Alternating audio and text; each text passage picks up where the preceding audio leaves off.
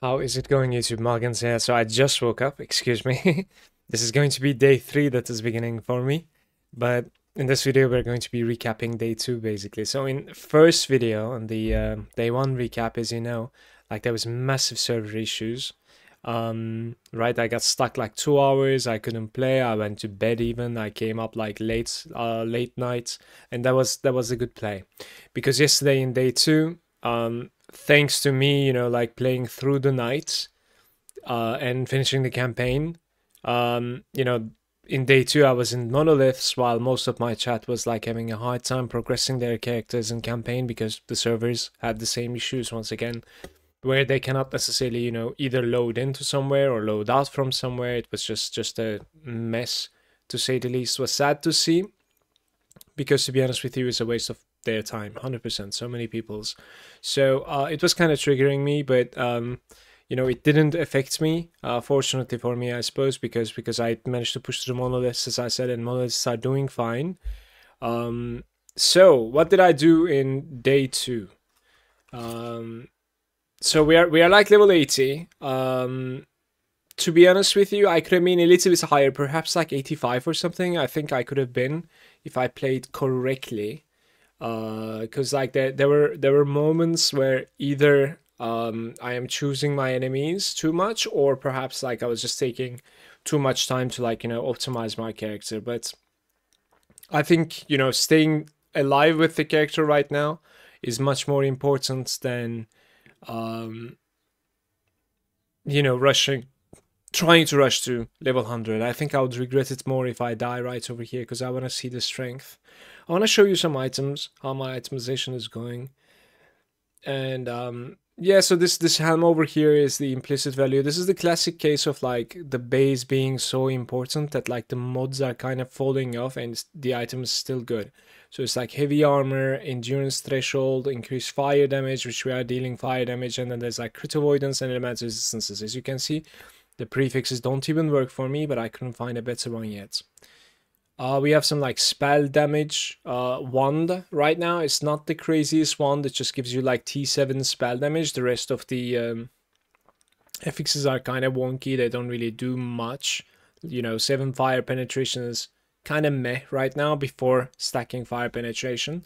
Penetration, how it works in this game is a little bit like Grim Dawn, guys. The more you stack, the more you benefit from it because the more minus you go to. Most of the enemies that you're going to fight in this game, it is very interestingly balanced. So a little bit of technical here. That most of them have 0 armor and 0 resistances. So all of your multipliers are actual multiplier, and there's no heavy math load on the server side where things are like getting mitigated and then multiplied and then penetrated, etc. You know what I'm saying? So most of the time, most of the monsters are like 0, except like I think there are some special cases. Apart from that, funny enough, you see these resistances. This is I find this very smart. You're sitting at like 75% resistances. When you reach level 75 monsters, I think it's either 75 or 80. I want to say 75 right now because I don't want to. I'll tab and check. But when you reach versus 75, monsters, they ignore all of your resistances. So in fact, you are, if you're capped, assuming you're capped, in fact, you are 0 resistance against monsters as well. This is very, very interesting, actually. I don't think there's another ARPG like that out there. So does this mean that you can go 150 resistances and have 75 resistances versus them? No, guys. It's this overcap doesn't really matter for the thing that I said because it's a penetration. So whatever resistance you have, they're kind of ignoring it. They don't lower your resistances. So don't confuse that with that, because I had this question myself as well the first time I learned it. So we have a really nice shield here. The poison resistance is kind of whatever. It doesn't have a sealed item. It doesn't have a sealed affix yet. But apart from that, the 3 affixes I really like, right? So I like the base, the iron glass shield. It is a heavy block chance shield. And then I really like the T7 block chance, healing effectiveness, and armor on top of it. And our armor is like 64%. I think I'm going to be very comfortable when we're reaching like 70%, it seems like. I found just the spell damage and block chance, health, vitality ring, the coral ring pretty decent. Another coral ring over here, spell damage, healing, effectiveness. So pretty offensive ring here. The defense is kind of meh. To be honest with you, my block chance is like 64%. This is surprisingly high right now. For success, you know, it's like the hits that are coming in quick succession. This mitigation is pretty big still. Very, very big, because it's after the armor mitigation. So we have some like sentinel relic here. I managed to like seal the chance to apply frailty, but then it broke. So like I couldn't. It has 0 forging potential, and unfortunately we have like T1 fizz resistance and T4 mana regeneration. It still is a very decent item, but technically what you want to do is basically like, I would have liked to roll the implicit one time as well, so that like have a little bit more healing effectiveness perhaps. I'm not really sure. But yeah, it broke. But it still is a very good item. My boots are looking like this right now. They're pretty underwhelming. Just movement speed, no armor. I mean, no implicit armor, I suppose. Like the FX is giving good armor, but yeah. My gloves, again, a little bit shaky. What else didn't I show? Let's see. Necklace, I think I didn't show. I didn't show. And very low tiers, but like thanks to the implicit, look at this, like T2, T2, T2, T1, the implicit being like high rolled. It still is a valuable necklace. Hopefully I'll be able to change. And then there's this chest piece, which is pretty decent, but it's not the right chests. So like I like the stats, like Void Taken is physical. These type of stats are pretty cool for very late game guys, by the way. Like they're obviously very defensive, but like they're not dead stats per se. Simply because we can upgrade this, by the way. Yeah, let's upgrade that. Simply because like as you know, like your armor mitigates everything fully. And then like not everything, obviously, like physical damage is being fully mitigated by your armor, and then the other stuff, right, it's at 70% value. So like for instance, for fire my armor is 45% mitigation, right? It says it there. So just because of this, stats like, you know, void damage taken as physical makes it so that like your armor gains more value against void damage, right? So the same thing over here, necrotic, your armor gains more value against necrotic. Yeah. So since I'm taking so much less damage from void, I'm also in the void timeline right now. The last ruin, I managed to get to empowered, so we're now empowered monoliths, and then I basically stopped the stream. I did a couple of like echoes, and we're gonna do one right over here. As I said, I just woke up, so sorry if I'm like a little bit slow with speech. But yeah, so what do we have here? Crit strike, avoidance, and increased health. Let's see. Enrage at half health is pretty dangerous. I'm a little bit picky right now, guys, because endurance is fine. I'm a little bit picky right now with the mods, echo mods, because we're a little bit low level for empowered, and I'm only going to get stronger from here, while they are now staying the same, if you think about it. This is like as hard as the empowered is gonna get, at the start at least, when it comes to like how much experience it's giving me. Unless I push corruption, which is, you know, later on, a little bit later on. We're not gonna push corruption at level 80, there's no way. That would be really stupid of me.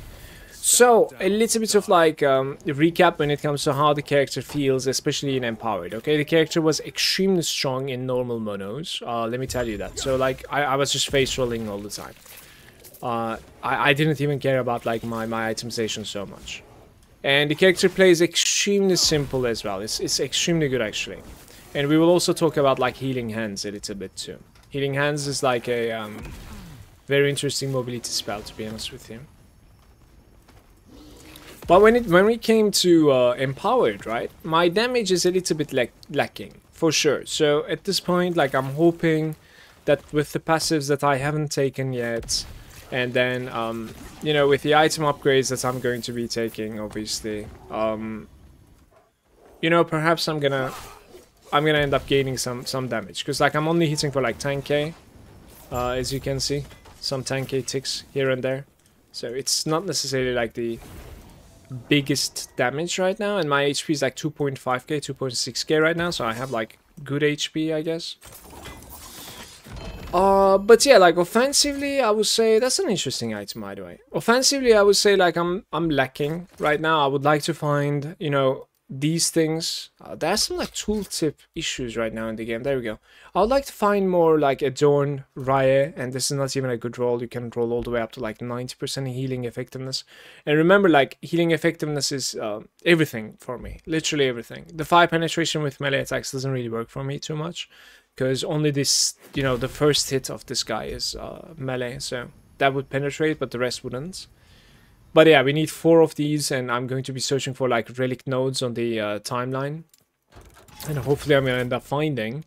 Apart from that, I have some like offensive nodes that I haven't taken yet. It's like I'm gonna max out the Heaven Fire, and right after that I'll most likely go for the defensive node of like Abyssal Endurance, so that like I have more physical and void resistance, because I think those are like the 2 resistances that I'm missing the most, exactly.